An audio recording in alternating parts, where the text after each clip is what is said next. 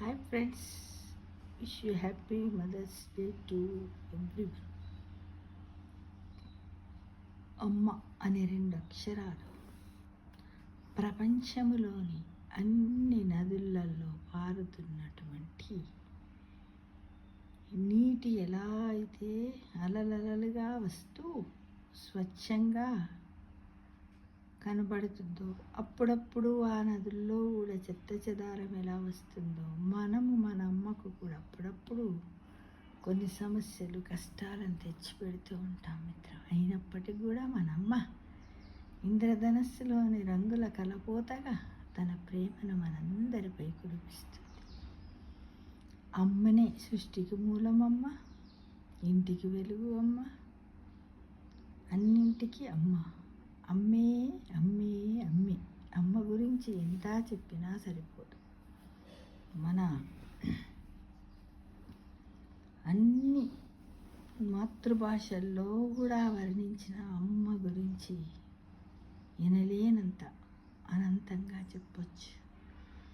మన అమ్మ ప్రవహించే నీరులాగా అద్భుతమైనటువంటి ప్రేమను మనలో నింపుతుంది. అమ్మ అమ్మ అనే కమ్మని మాట.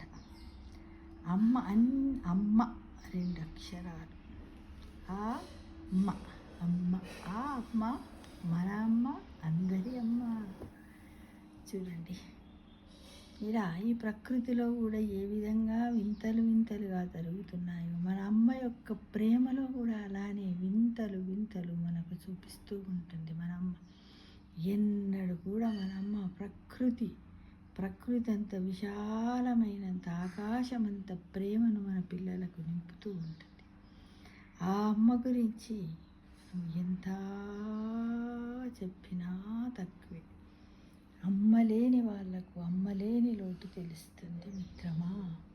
అమ్మ ఉన్నప్పుడు ఏమోలే అమ్మేగా అనుకుంటాం ఈజీగా. కానీ అమ్మను కోల్పోయిన తర్వాత అమ్మా ఒకసారి పిలవాలని ఉంది, అమ్మా ఒకసారి నిన్ను కౌగలించుకోవాలని ఉంది, అమ్మా ఒకసారి నీతో మాట్లాడాలని, అమ్మా ఒకసారి నీ చెంపపై ముద్దు పెట్టాలని ఉంది. అమ్మా అమ్మా అమ్మా అమ్మ తప్పించినా రాబవి ఇంటి మిత్రమా. అందుకే ప్రతి ఒక్కరూ అమ్మను బ్రతికి ఉన్నప్పుడు ఆనందంగా చూసుకోవాలి. మన అమ్మ ఏదన్నా, కోపంలో అన్నా, ప్రేమలో అన్నా, అమ్మ మాటల్లో అప్పుడప్పుడు కఠినత్వం ఉంటుంది. అదే మన జీవితానికి తొలిమెట్టు అనుకోవాలి. అమ్మనే ఒక మార్గదర్శకురాలు మన జీవితానికి. అంతే కదా. అమ్మనే కదా మనకు తొలి ముద్దిస్తుంది, అమ్మనే కదా తొలి కౌగలింతిస్తుంది, అమ్మనే కదా తన ప్రాణాన్ని పణంగా పెట్టి మనల్ని కంటూ ఉంది. మనం పుట్టినప్పుడు అమ్మ స్పృహ కోల్పోతుంది కొన్ని సెకండ్ల కాలం. కానీ ఆ నొప్పులు, పురిటి నొప్పులను అన్నింటిని భరిస్తూ కూడా అమ్మ ఆనందంగా మళ్ళా మెలకు వచ్చిన తర్వాత మనల్ని ముద్దాడుతుంది. ఆ తొలి ముద్దే మన అమ్మ.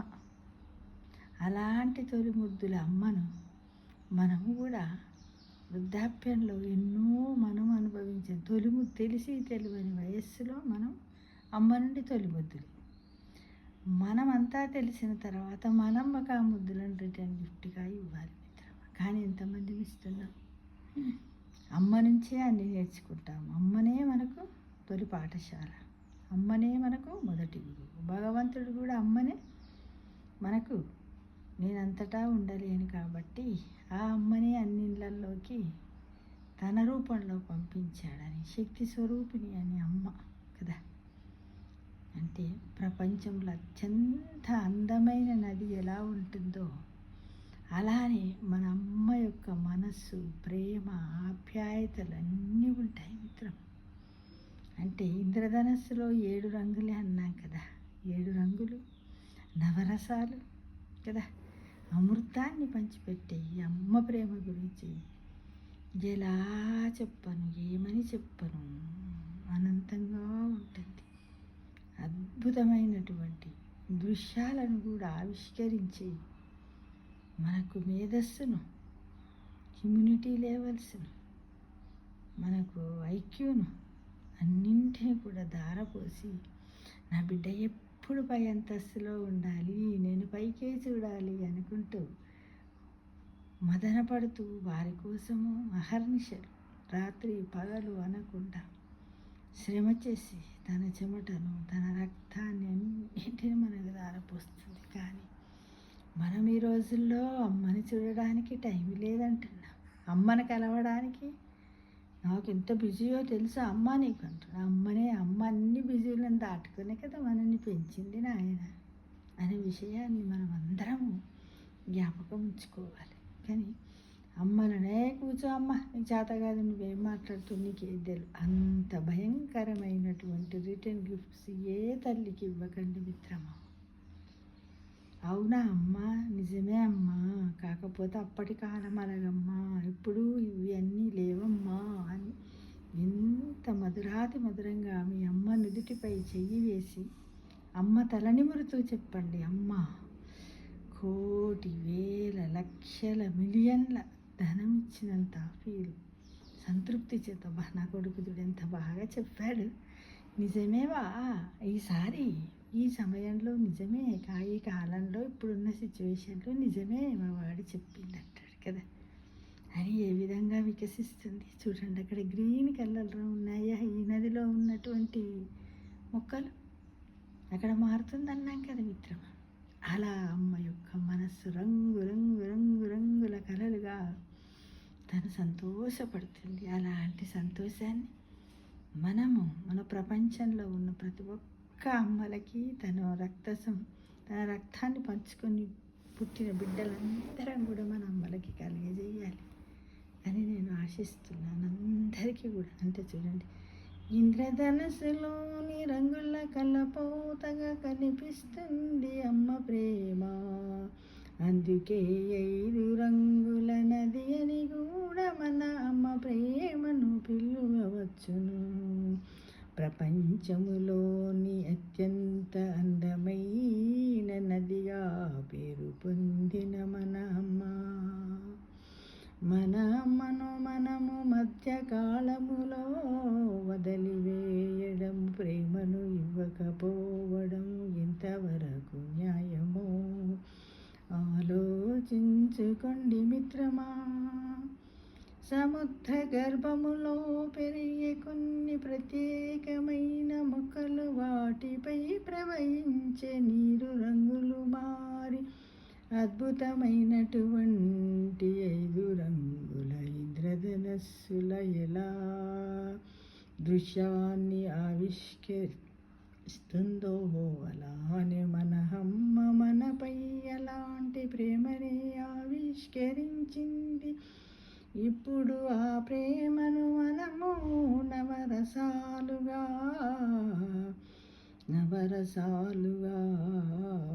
పంచే అమృతాన్ని చూపించే మధురమైన దృశ్యాన్ని మనము ఆవిష్కరిద్దామా మిత్రమా.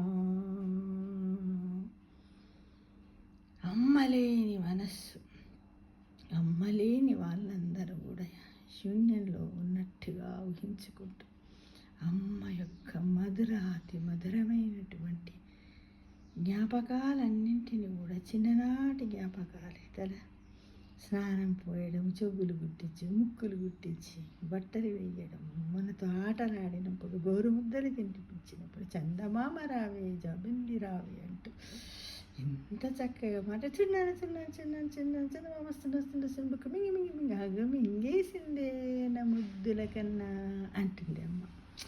అలాంటి అమ్మ ఎక్కడ పోయింది, ఎలా పోయి ఎక్కడ పోలేదు, మనలోనే ఉంది, ప్రతిరోజు ఉంది, మనలోనే సజీవంగా ఉంది అంతే. ఓన్లీ మోక్షానికి వెళ్ళిపోయింది అంతే అమ్మ. అక్కడి నుండి మనల్ని చూస్తుంది అనే విషయాన్ని గమనించుకొని మన అమ్మలందరినీ గౌరవిద్దాము. మనము కూడా అమ్మలం అయ్యాం కదా, మన పిల్లలను కూడా చెప్పుదాము, మేము ఇలా గౌరవిస్తున్నాము నాన్న, మీరు కూడా మా అమ్మల్లాగా మమ్మల్ని అలానే గౌరవించండి నాన్న అని మనము నీటి యువతకి చిన్న పిల్లలందరికీ కూడా నానమ్మలు, బామ్మలు, అమ్మమ్మలు,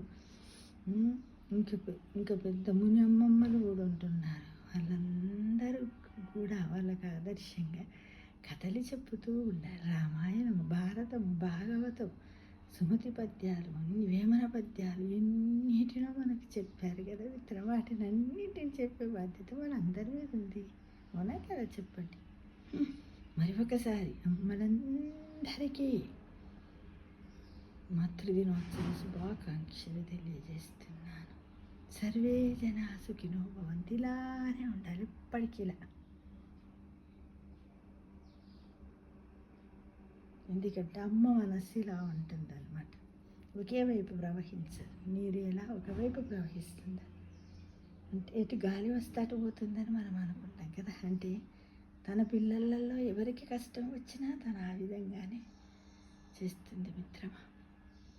సర్వే జనా సుఖినో భవంతు. జై శ్రీరామ్, జై జై శ్రీరామ్. ఓం సూర్యదేవాయ నమః, ఓం సూర్యదేవాయ నమః. నమో సాయి చిద్భాస్కర్.